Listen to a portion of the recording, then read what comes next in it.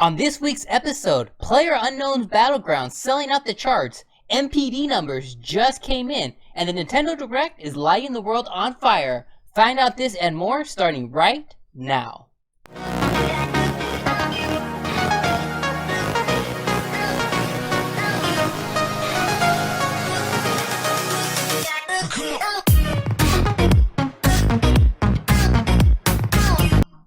What's up, everybody? Welcome to LootCast EP 11.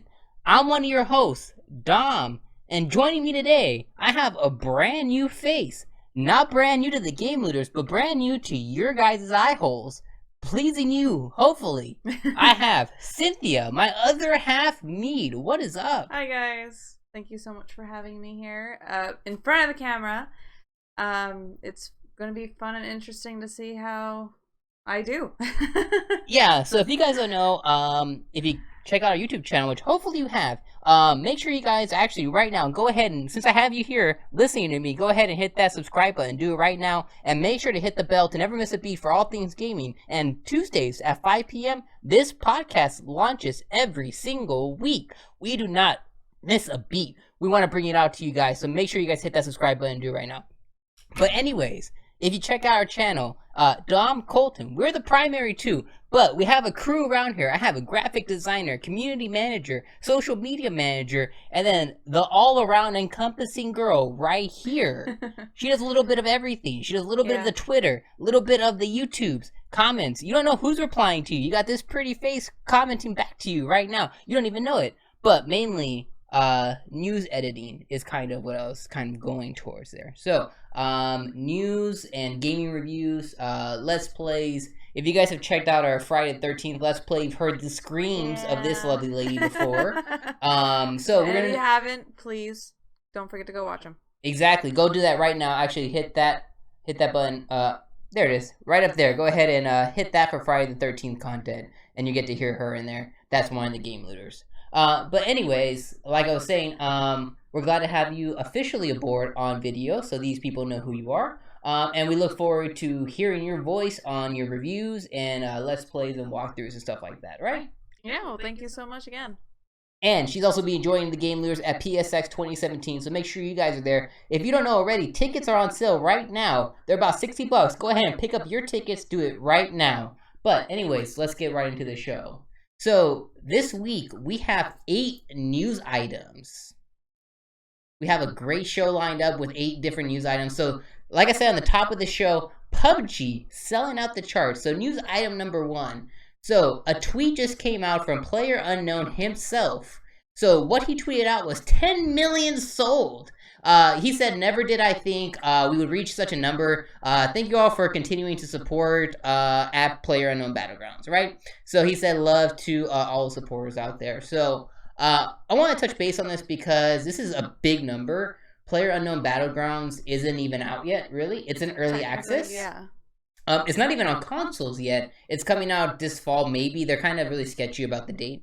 But it's coming this fall, maybe to Xbox One early access. So this is 10 million sold just on Steam, just from people like me, crazy people who just played for a little while on early access. So it's not even a real game. 10 million sold. That's crazy numbers. Yeah. And I've actually been waiting for this game to come out on console. I know I've seen you play for a while on Steam using the PC. So I'm just really interested. We're already hitting 10 million on crazy. PC. It's insane. So if you guys are following the story, what's also crazy is there's a game called Dota, right? It's kind of like World of Warcraft. I'm sure you guys are familiar with that game. If not, I'm sure you heard of it. It typically has about 1 million people online playing at any given time, which is an exorbitant amount of people. It's a lot of people. This game, they broke some of the records that Dota set. Over 1 million players online at one time on the server, which is nuts. A really successful game sells 1 million copies, period. And that's a very successful game. 10 million sold and 1 million people online at any given time. It's almost impossible not to find a game. Yeah, it's breaking milestones, and I'm happy to see PlayerUnknown succeed the way he's been doing. And now I'm just really interested to see what the sales are going to be when it does come to console. Yeah, and truly humble guy. So it's crazy if you guys didn't know, if you didn't know, kind of following the story, this guy was a mod creator. So what he would do is similar games like how Dota was created. Is he created a mod for a different game, and this was kind of a spin-off of that. So he played a game and he created a mod for such like Skyrim, things like that, and then he made that into a full-fledged game with a company in like South Korea or something like that. I don't know if you remember that interview that we had watched with him, but he went to South Korea, company Bluehole, and then he started this game, and now he's freaking 10 million sold, which is just freaking nuts. But I wish him all the success, and I can't wait to play it on Xbox because that's when I'm really gonna get into it. PC, I like playing on the PC. The problem is I'm not good at it. I've never been a PC person, you know. God bless your guys' soul if you are a PC person. I try. Yeah. But I'm really, really waiting for it just to come on console and to join the PUBG family. Yeah. And with that, news item number 2. So, like I said on the top of the show, NPD numbers just came in. One of the games that has been on the NPDs for the past few months that I've been super, super excited about is Crash Bandicoot, right? So, I love Crash. It was freaking hard, super hard. I died like 1,000 times, but one thing I was really happy to see is it was on number 1 in the UK, number 2 in the UK, number 1 and 2 in the NPDs the last couple of months. Last LootCast episode 4 and then 8, we covered the different NPD numbers. So this month the NPDs are out. So I'm gonna kind of go from 10 to and then number 1. But kind of, who do you think is on top right now? Right now, without looking at the list, no cheating. Yeah. I would probably have to say Uncharted. Okay, Lost Legacy? Yeah. Okay, so let's go into the list right now, starting at number 10. So at number 10, we have near and dear to our hearts. We have Overwatch. So they are consistently on the top 10, top whatever, always. This game is awesome. The reason they keep charting is because they keep consistently updating it, right? They keep making changes. They keep doing things to bring people back. So yeah, that's on the list. And breaking my heart, Crash Bandicoot Insane Trilogy at number 9. Yeah, it did drop a lot, you know, considerably since it's come out. But I'm still glad to see it in the top 10. I am too, but inevitably this just means it's gonna fall off come September numbers, which is kind of sad. But I mean, it had almost a 2-3 month really good run, still in the top 10. So this means the platformers aren't dead because the type of game it is it tugs the strings of the nostalgia, right? And it's also a platformer, which we don't have that many of anymore. So hopefully it continues to do really well. You know, maybe not top 10 numbers, but still hopefully does really well to where they still see a success, that we get more, that they bring Spyro back or they bring Crash Team Racing back, something like that. It was really nice to see it, considering it was a classic bring back. Yeah, and they completely redid it too. Yeah, and to see it in the top, you know, top 10, top 20 for so long is still really, really, really fun. And then at number 8 we have Call of Duty Modern Warfare Remastered. Okay, so if you didn't know, Call of Duty last year, the end of last year, I think November, October, Call of Duty Modern Warfare, or what was it, Modern whatever, the new Call of Duty last year, the one that they shove out of their ass every year, came out last year. And if you got the premium version of it, they bundled in Call of Duty Modern Warfare Remastered, right? Yeah. That was a game that set Call of Duty to where it is, but you can only get it in that bundle. Then they earlier this year, they finally sold it for $40 a piece. And for some reason, now it's got traction. It was on number 8 of the NPD. So the only reason I can think of it being on there at number 8 is because it must have went on sale. So there must have been a PSN sale, Xbox sale, Steam sale, something happened where that's up there. It's not surprising. Yeah, and then we have number 7. We have Nintendo starting it off at Mario Kart 8 at number 7. So this is a game I really love. I'm glad Nintendo's doing really well. They have been consistently on the list. If you guys haven't seen it already, go check out our Nintendo Direct Reacts Talkover. It's up there. Go hit that button right now and go watch it. Actually, watch it after this. Don't be a bad boy or girl. Go watch it after this, but cue it up. One of the things that we said during that was Nintendo quite possibly could have the number 1 and number 2 games this year, or a combination of 1, 2, and 3, because we have Legend of Zelda and Mario Odyssey coming out later this year. Yeah. but they've been shoving out a lot of really good games. Mario Kart, which is a remaster, but it's still a really good game. Splatoon 2, ARMS. They had the Rabbids that just came out, which I love. They're coming out with Mario Odyssey, Xenoblade. So they're hitting the right strings they need to. So I mean, they're doing it right. Number 6, we have Tom Clancy's Rainbow Six Siege. So this is a game that won't get off the NPDs. This one had a slow start. This is that tactical game to where like you're in like the army or whatever, and you can tell people where to go, and then they kind of follow your command. You break through walls. It's an online shooter game, but you play with other people, and you go through missions as you try to tactically go through your objective and stuff. It didn't have legs at first, and then for some reason it caught a lot of traction, and ever since it's been on the NPD list every single month. Yeah, I'm not personally too familiar with that name. It's a niche game, but a lot of people really like it. Well, I'm glad. A lot of people also really like The Legend of Zelda Breath of the Wild. So earlier I said possibly number 1, number 2 game. This is probably one of by far the greatest games to ever come out in my opinion, period. But at number 5, Nintendo holding strong at number 5. Yeah. Also holding strong, they're splatting all over the place with Splatoon 2.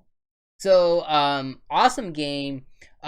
Invisibility versus Flight just happened, and F you, Colton, wherever you are, I hope you're watching this. Invisibility lost, buddy. That's right.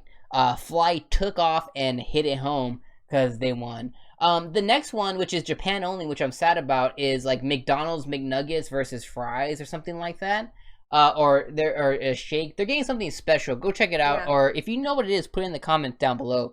They have some crazy one coming out, but they're always gonna have those Splatfests coming out. And with the updates they have with the new guns, that new umbrella little thing we just saw, new maps, they're gonna continue to keep users coming back, which is awesome because this guy needs those kind of things, and I'm gonna keep playing. I freaking love Splatoon.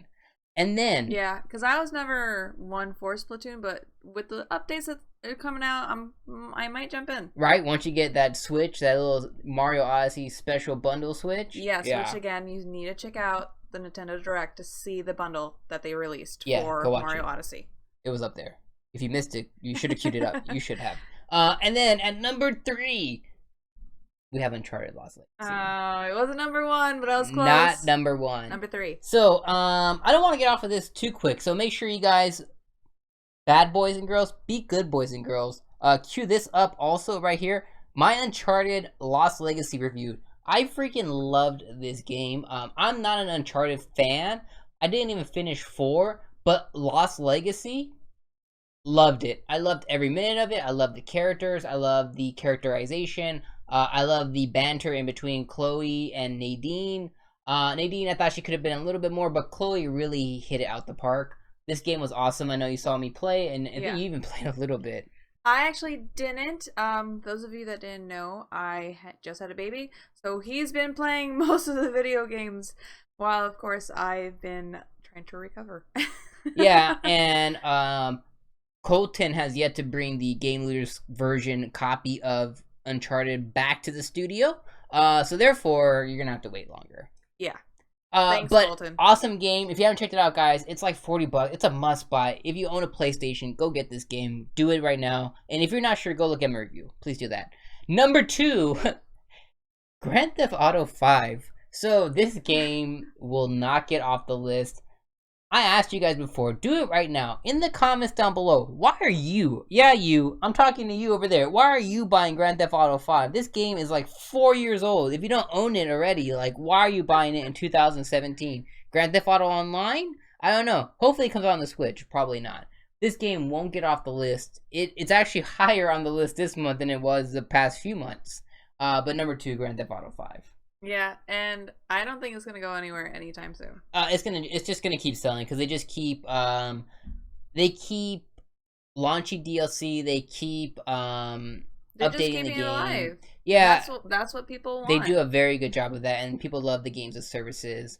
But at number 1, so Uncharted Lost Legacy, not number 1. Do you have a backup? Do you have a backup plan to number 1? Think of the games that are out. I don't have a backup because if I did, we already went through it on the list.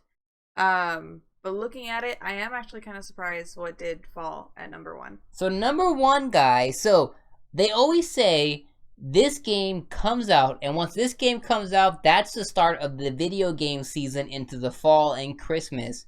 Once Madden comes out, that's when it really starts churning and burning. And Madden churned and burned themselves all the way to number 1. So Madden NFL 18 at number 1. This is actually a surprise to me. Me too.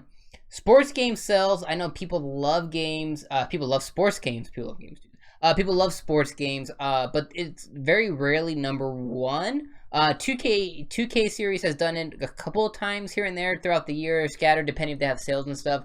But Madden at number 1, part of me, and I haven't tried it yet, but I know there's a lot of people behind this game. Reason being is the story mode. So I'm pretty sure you've seen it, but this year they launched, similar to like the FIFA game that I've played in the past. They launched their own story mode. Take you through high school, college, the whole 9 yards of NFL.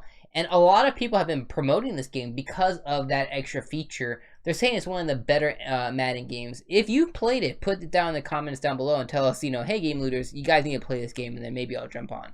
But I think that's why this game's at number 1, is because it did add all that additional benefit to people who don't normally play Madden, if you kind of know what I mean, right? Yeah. So it's like an entry into Madden, because you play the story and it kind of gets you familiarized with how, like, the mechanics, if that makes sense. Yeah, and I think right now they're focusing a little bit more on the story itself than you actually playing football, right? Yeah, because there's like a lot of cutscenes and there's a lot of story to it. So I guess playing the games is like one reason to get to that next part of the story. Well, it's great, especially for me. I hate sports games. I've never been into it. Whenever you played your 2K17 or just 2K basketball ever, I would just want to walk into the other room. Which I'm getting on the Switch this year. Taking it everywhere with me. And so for someone who doesn't like sports games at all, it's nice to have something kind of like a clean slate to jump into. Yeah, and like I said, I think it's a great entry into the series, right? Because normally you have like the build your dynasty modes. They have some ones that have like cards, like game cards and stuff. They have a weird modes that like you have to really be into it to be into it.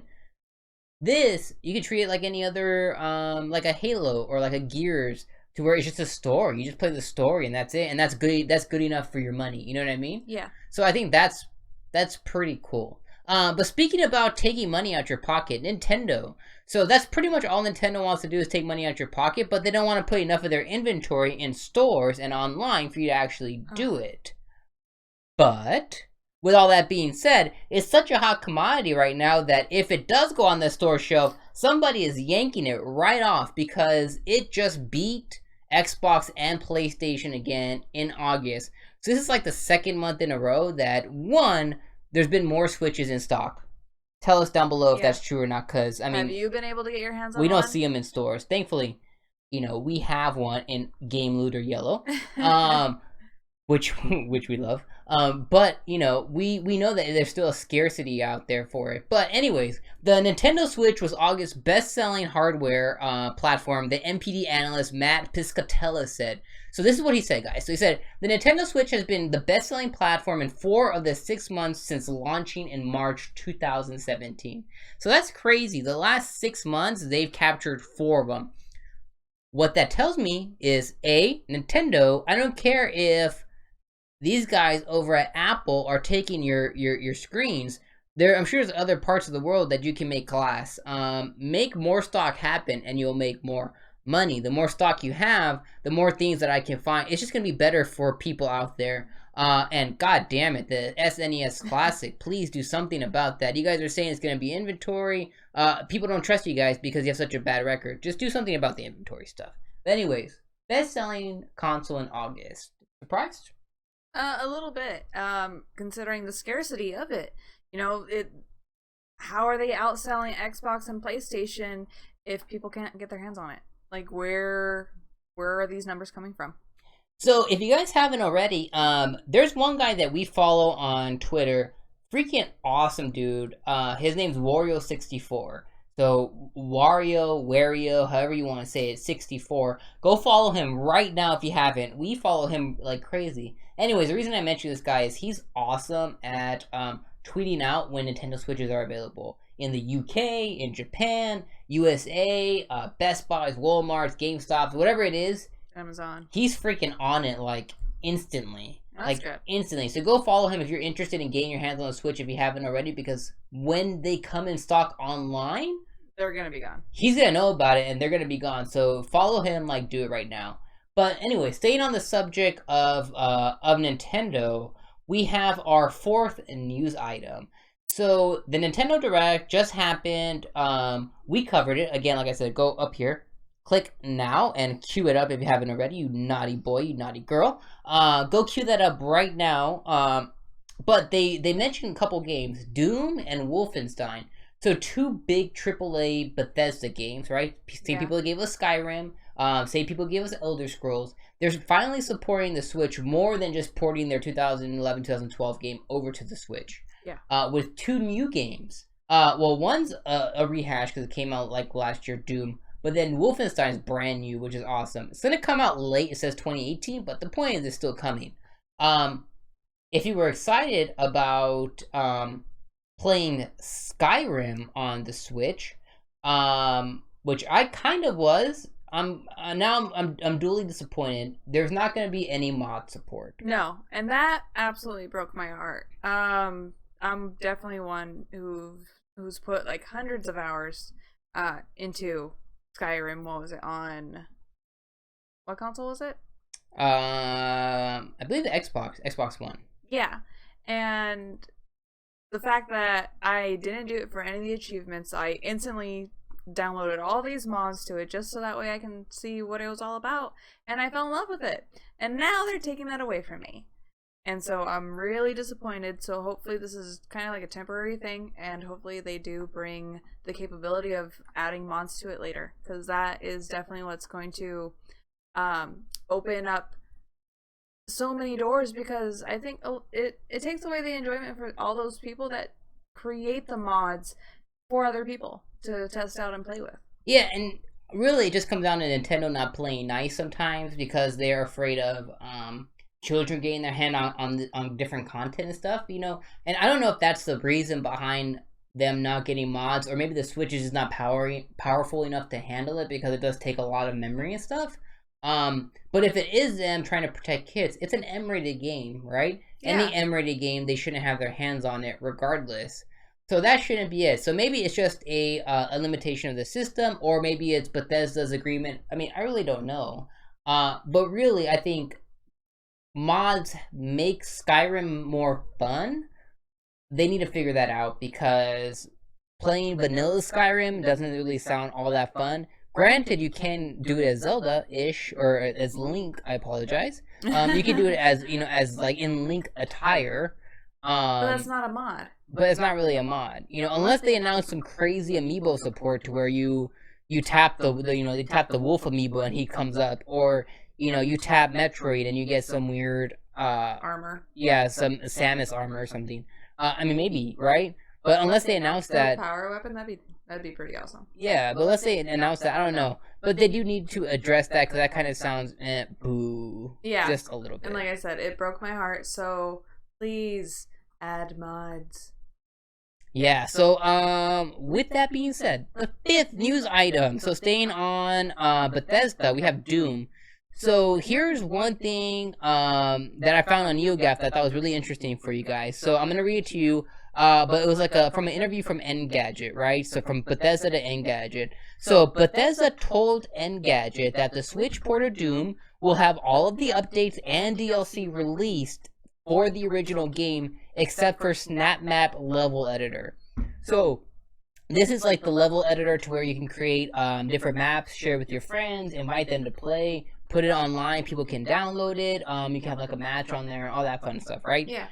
It's also worth noting that the physical version of the game will only include the single player campaign on the game card due to the size constraints. So right there, memory of the game for the Switch is already kind of setting its limitation. Yeah, setting it back a little bit. So, but to play online multiplayer, users will need to download a free update naturally. Users that choose digital-only copies will get the whole package in one go. So basically, long story short, is if you do get the card, you'll only be able to play a single player. You'll have to download additionally to your memory card or to the storage device the rest of the modes to play. So basically, in a nutshell, there's not really a story here. Besides not getting snap map, it's just saying be prepared if you want to play Doom. Make sure you have your memory card ready and going. That's really all the story is. And to be honest, I'm not quite disappointed in that because that's not a feature I know I would personally use myself. So it saves me the memory space. So thank you. Yeah, and then one thing here that I wanted to queue up for you guys real quick here is there was some Japanese footage that was released. And the Japanese footage that was released here, let me show you guys. It just kind of shows some additional footage that you may have not seen before. So I thought that was really, really cool. So I kind of wanted to queue it up for you all here. So I'll bring you guys in here with us.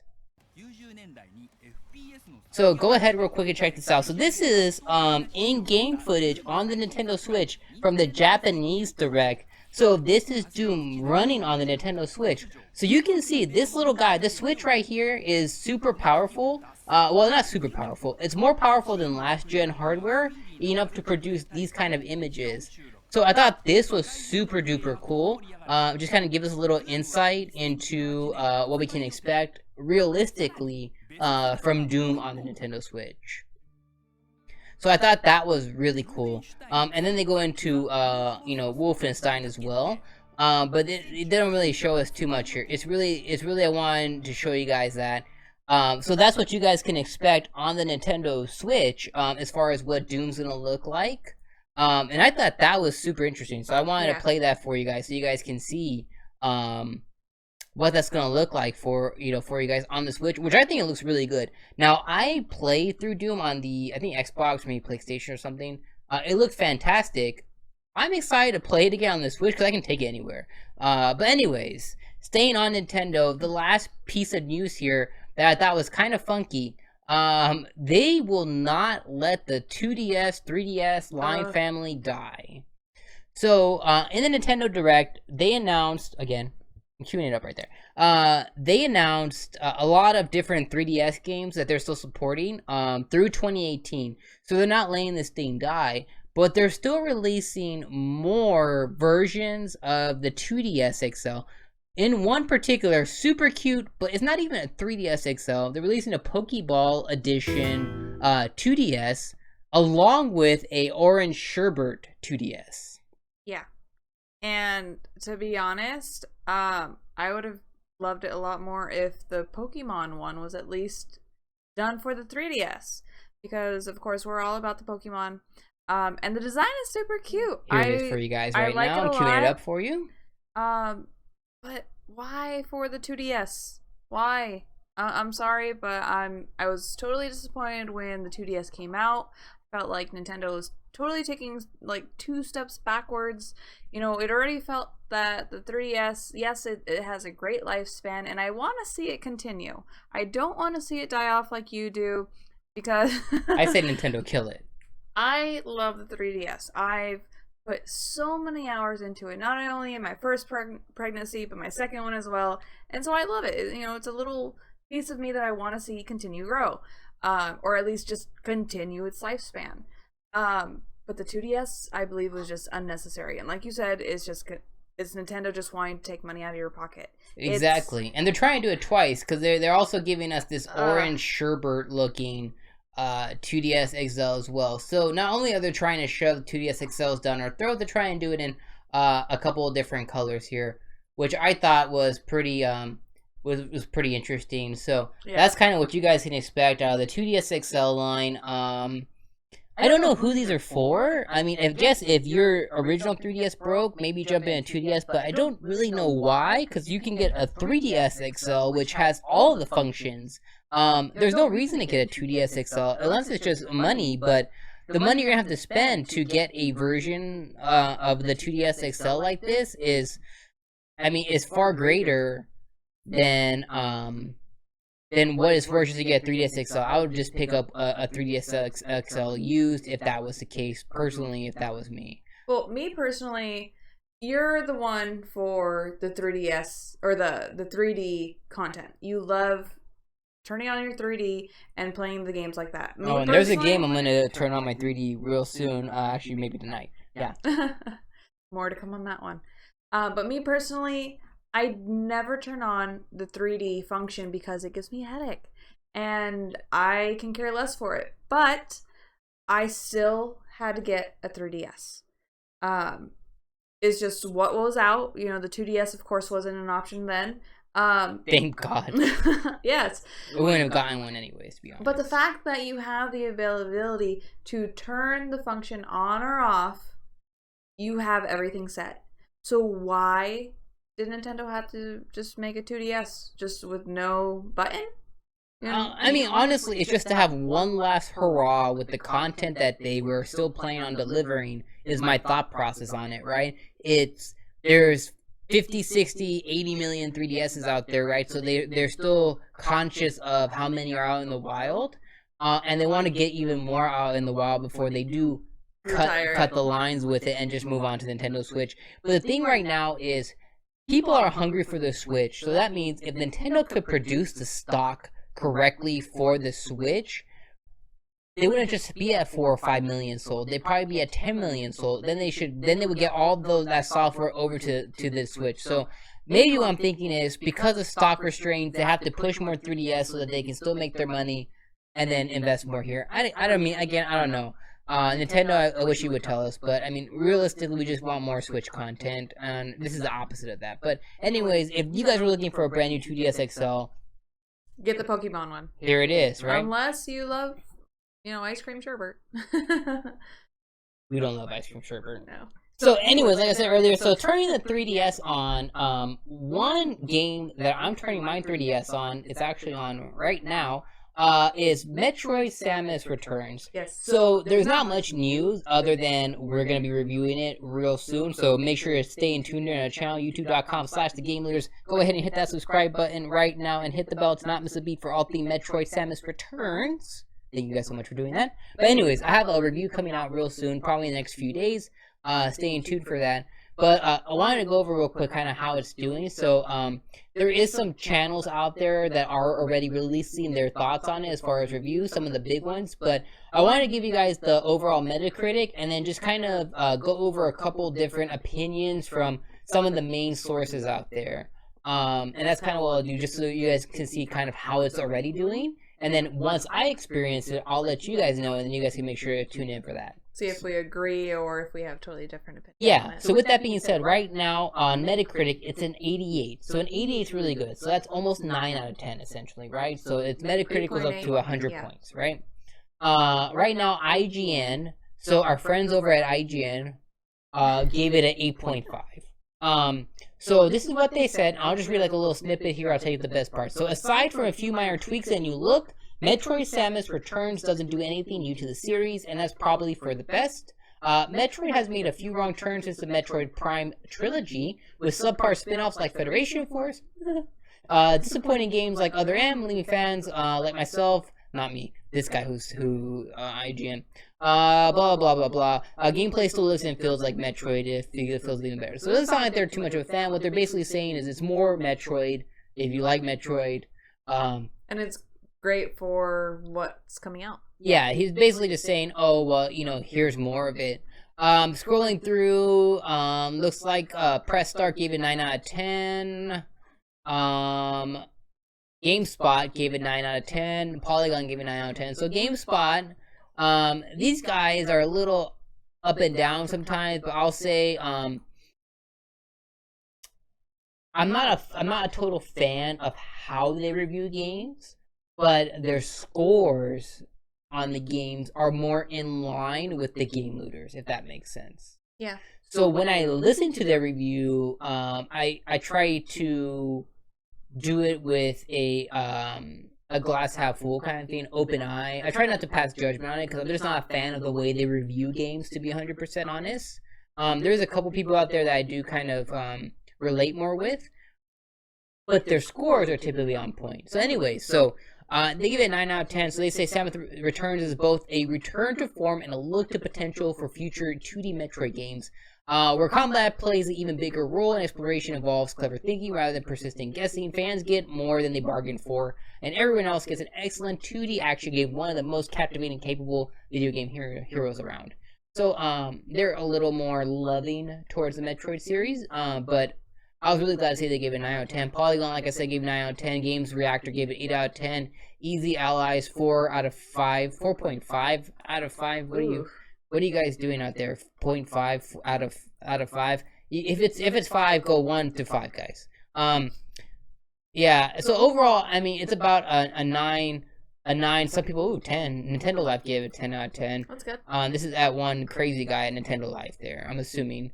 But anyways, overall, it's doing really good. So hopefully, I'm excited to play more Samus Returns, and I hope that I am as pleased with it at the end, because I'm a huge Metroid fan.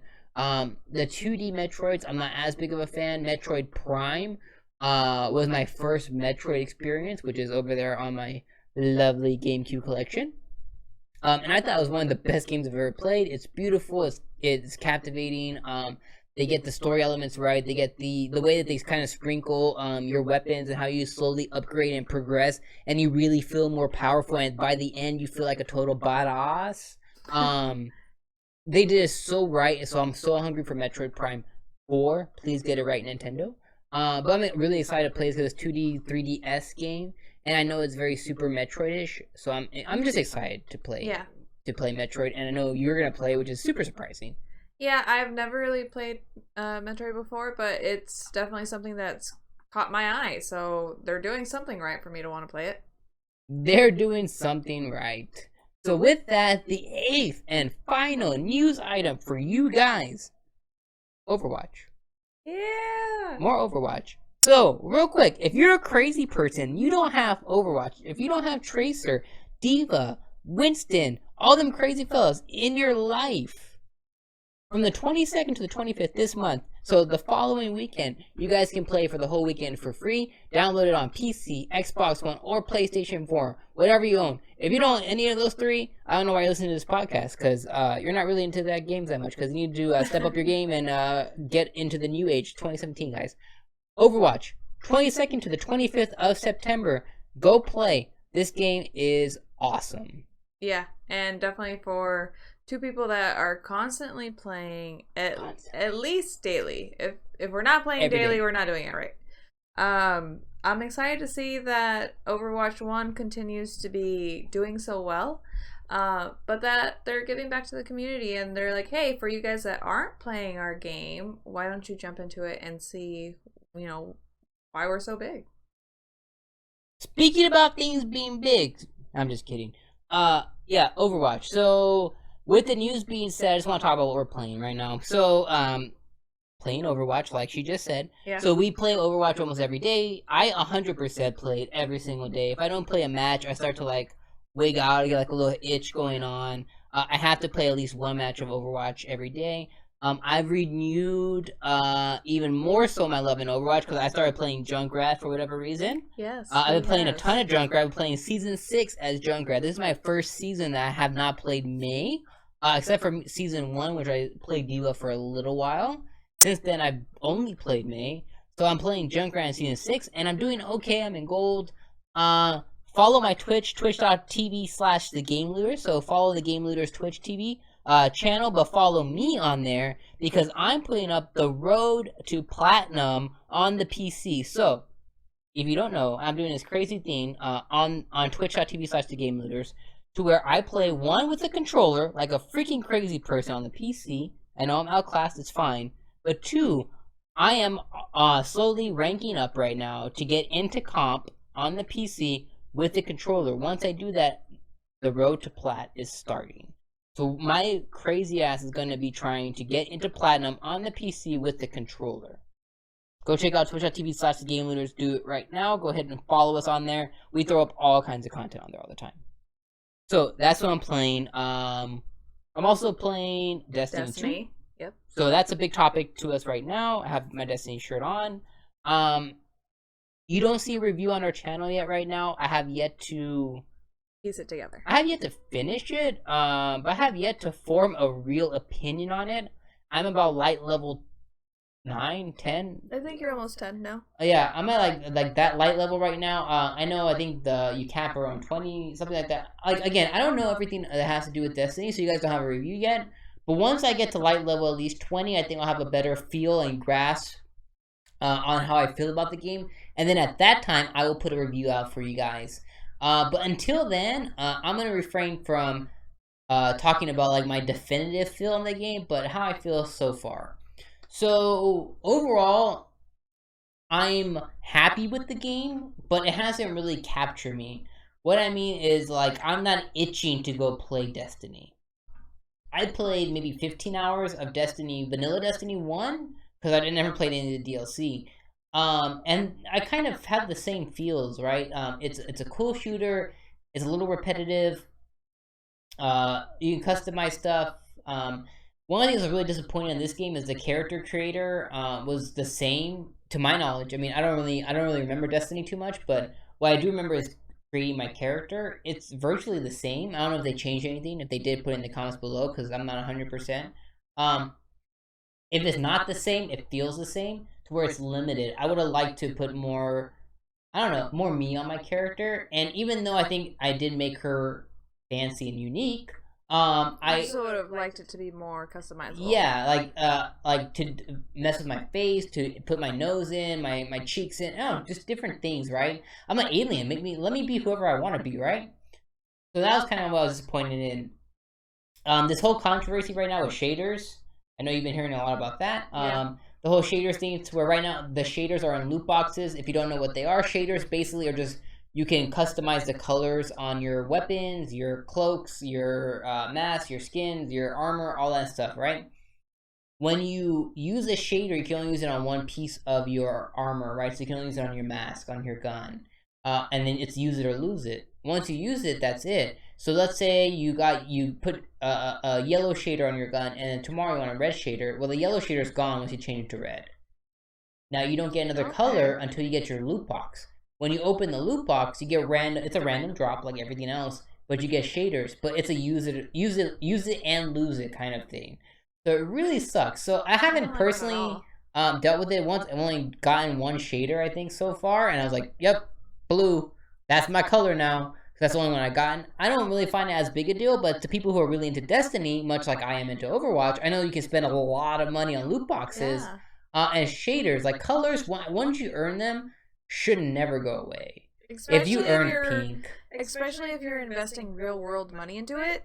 Yeah. Then why lose it? It takes away the feeling that I would just want to invest my money at all. Well, the problem is in the first Destiny, if you got a shader, you kept it. Now in number 2, they changed it to where it's use it and lose it. So like yeah, and then it's in random drops too. So okay, you don't have to spend money, because you can like, much like Overwatch, you just earn loot boxes as you play the game through drops and things like that. But how many people are actually going to be spending their money? Oh, a lot of people, because what you have to do is you have to play like in the story or in certain planets. You play through a portion of the story. You beat the main boss. They drop the loot, and then it's random whatever you get. Sometimes you might get a shader, sometimes you might get a gun, a cloak, a mask, whatever. But you can, up front, once you hit like a certain light level, you can go to the store and you can buy silver, and then you can spend your silver on the loot boxes, and then you can get, or the loot crates, whatever they call it in Destiny. Then you can get the shader. So technically, I mean, it's just really crappy. It's just really crappy. It doesn't sound like it was very well thought out. And in terms of making money, it was. Bungie definitely, and again, Bungie's owned by Activision, right? Activision are the guys they shove out Call of Duty all the time. They did do all that stuff, so they might just be money focused. Maybe. I don't know. I'm just not happy with it. But anyways, all that being aside, gameplay wise, I'm starting to get more into the gameplay. I played online with a fire team. It's the first time I've done it. I played online with a bunch of random people, but they were super cool. I went through them. We went through different missions, different story missions. I jumped into the Crucible for a little bit, which is the PvP area. I jumped into the Crucible there. I got my ass whooped. That was fine, but I have fun with people. When I play solo on Crucible, I hate it because not everyone uses chat, or if they are using chat, they might, I don't know. It's just really weird. Playing solo, I don't mind just playing the story solo because it's more along the lines like Halo vibe. The only thing I don't like is it doesn't really direct. You have to constantly look at your map, which I'm glad they have now because they didn't have it in Destiny 1, to get to the next piece of the story, right? So you kind of have to find your way. The difference with like Halo is it's linear. You do one piece of the story, it immediately moves on to the next piece, right? I would have much more appreciated that than go do whatever. Maybe find the story, maybe don't. I probably played the same mission for like 2 hours because I didn't have the map yet. Because you have to get to like a certain light level to be able to see the next objective. Oh, that's something like that. But anyway, maybe I just didn't know how to play. Put in the comments below. Just say hashtag Dom the Dummy. That's fine. But I couldn't figure it out. I was just in there for like 2 hours. And then I got that fire team, and then I was like, okay, now I know what the hell I'm doing in this game. So since then, I've been having like a lot of fun. Customizing guns options. I like that there's ice. I have a sword. I feel like a badass with the sword. I like the sword. I like that. I like my cloak. I like my mask. So I'm starting to get more into it. But I don't have that feel of like I gotta go play Destiny. I gotta go play Destiny. I just don't have that yet. I'm like I gotta go play Destiny, and then maybe I'll play some Overwatch. That's kind of how I feel. I'm trying to review the game and get it out there for you guys. I don't know, that's just how I feel so far. So take that, with a grain of salt. Is I like it. I just don't know if it's like a 10 out of 10 for me. I don't know if it's an 8 out of 10. I don't know if it's a 5 out of 10. When I do know that, check out the channel for the review. But anyway, that's why I've been playing Destiny. I've been playing a lot of Destiny. I've seen you play Rabbits a lot. I love Rabbids. Yeah, I've been playing Mario plus Rabbids Kingdom Battle. If you guys could, go check out my review right there. I love Mario Rabbids Kingdom Battle. So much that I haven't been able to play it yet. Yeah, but I like it a lot. It's a really good time. It's a different game that I'm not typically really into. I'm not into those XCOM kind of like maneuver. To be honest, when you kept saying that you were gonna pre-order it, I was so against it. I was like, nope, don't want to play it. It looks dumb. I don't know. I just never wanted to play it. And once you finally got it, I was like, fine, let me just move the stupid Roomba around. And slowly but surely, I was like, okay, I'm finally understanding what this is about. And it is a little bit interesting. It is a little bit fun. But I have to wait for you to finish, so that way I could actually start my own and play. It's a hell of a fun game. But one of the things I did say in the review is it beats you down. It beats you down because it is hard. Yeah. But once you get past that hard, difficult point, it pulls you right back in with incredible story.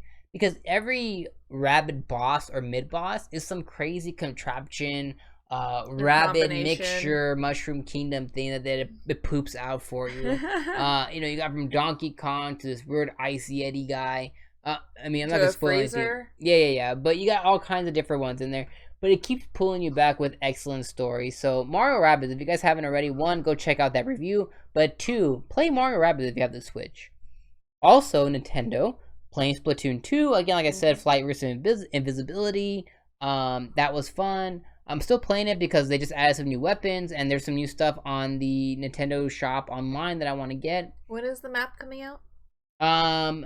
I don't know. A new map, I think it's launching this week. It said it's like launching like now. Okay. And I think the umbrella themes sometime later this month. But I'm really happy playing that. I haven't played any more ARMS. I haven't played any more Zelda. Uncharted Lost Legacy, like I said, we finished that. Before we kind of wrap up the show, the last thing I did want to leave off on is the one last game that we both did play, Life is Strange. Yes. Real quick, if you guys haven't already. Life is Strange, it's $5. Go get it. Xbox, PC, PlayStation, I think. It's $5 for the first episode. I think $25 for the whole thing. It's an awesome. I'm not gonna say it's awesome, but it's a pretty damn awesome game.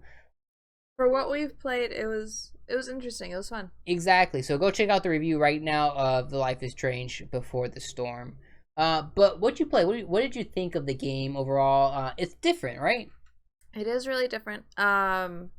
It's definitely something different that I've gotten myself into. Definitely, I know something that you recommended me to play. Storyline goes, it's a lot of was it we have to pick an answer, or pick a choice quickly. Not quick time. I mean, kind of like quick time events. Yeah, basically quick time events. To where you're faced with a decision. You have this many seconds to make the decision: A, Y, B, or X. Well, you have some of those, of course, but most of it is you make a decision, and based on that decision, that's how your story's going to play out. You know, your story could go 2-3 different ways based on what you end up ultimately picking. And so, you know, this is why we tell you to go buy it, especially if it's $5 right now. Go watch the review first, but go buy it too. Is because personally now, after playing through it once, I kind of want to play through it again, but with just to see the different results that you get, right? Because it really changes the story. Yeah, and I want to see how my character would play out if I would have picked a different alternative. And that's one thing that is really capturing of these types of games. Similar to what I did with Batman Telltale, is I went back and played a different Bruce just to see a different outcome. Really, just to see more Batman is what I did when I went back. But Life is Strange Before a Storm, it makes you want to play again because of the really good story, right? Yeah. It's dumb, it's silly, it's a teenager girl at 16, but she's like over the top. It's like over the top dramaticness, but they do it well to where you're thinking like the whole time you're like, oh, it's dramatic. At first, I was a little bit thrown off, right? But it kind of gets you a little bit more on into the story. It's slowly pulling you in without you knowing it. Yeah, it hooks you in, and then after your 3-hour gameplay, you're like, damn, I want to play the next chapter now. Yeah. When you can't, because now you gotta wait for the next chapter to come on to throw $5 at Square Enix again. Yeah, which, at this point, I'm really interested in doing because I want to see where it's gonna go. Yeah, so overall, like we said, go ahead and play Life is Strange Before the Storm. Check out our review, make sure to do that. Guys, that's the show. Thank you guys so much for joining episode 11. Before we go, though, were there any other games that you were playing? Anything else that had in your repertoire that you want to tell these guys that they need to go play if they haven't, whether it's old or not? Yeah, I recently jumped back into Tomb Raider. Which one? Rise of the Tomb Raider? Yes, Rise of the Tomb Raider. On the PS4 Pro.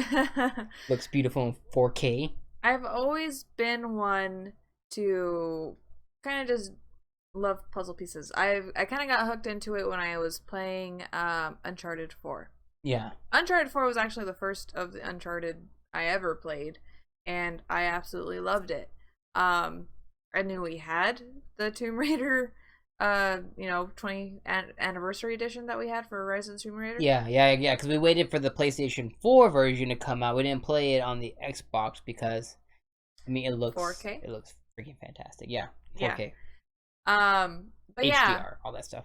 And so, of course, while you were playing Lost Legacy, I ended up deciding, I was like, well, when you're not playing, I'm going to go play Tomb Raider.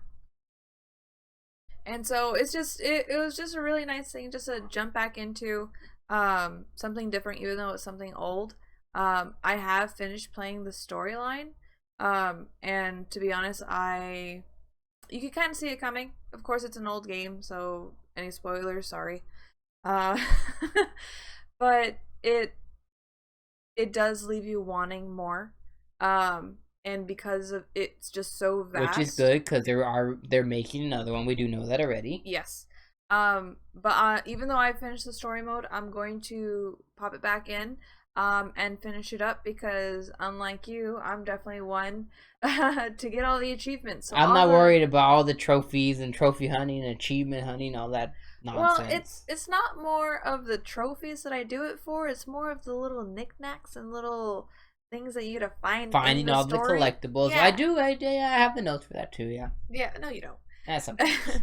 I absolutely love finding all that stuff in games. It's the same thing when it came to Uncharted, all the little puzzles, things, and treasures. Lost Legacy, I went off the hook. I found like everything in that game because it captures. It just you get so focused and you're like, I'm going to search every single little corner and crevice that I could possibly look in. They did a really good job on that one, yeah. Yeah, and Tomb Raider, Lost Legacy really reminded me of the Uncharted 4.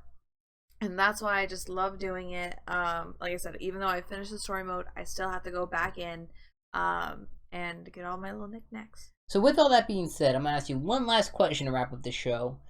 As a gamer in 2017, should I buy Rise of the Tomb Raider? Yes, definitely. Why? Well, because why? All Why of would what you you just not? said? Yeah. Recap everything I just said. If you weren't paying attention, again, go back, a couple minutes, listen to it again. Uh, and it's just, again, if you're into the Uncharted series, it's definitely something that you're just gonna love playing. Even if it's an older game, it's gonna be something that you're gonna just want to play into now, so you get a little bit familiar with the series before the next one comes out. Makes sense. And with that, guys, that's the show. Thank you guys so much for joining LootCast episode 11. Again, like always, make sure to hit that subscribe button to not miss a beat. For all things gaming, we give you the geeky, need-to-know news every single week, Tuesdays at 5 p.m. We don't miss a beat ever. Rise, rain, shine, all that stuff, all the fun stuff. It's fine. Tuesdays at 5 p.m. Hit the subscribe button. Do it right now. Thank you guys so much for joining. Thank you for watching. Bye-bye. So, yeah.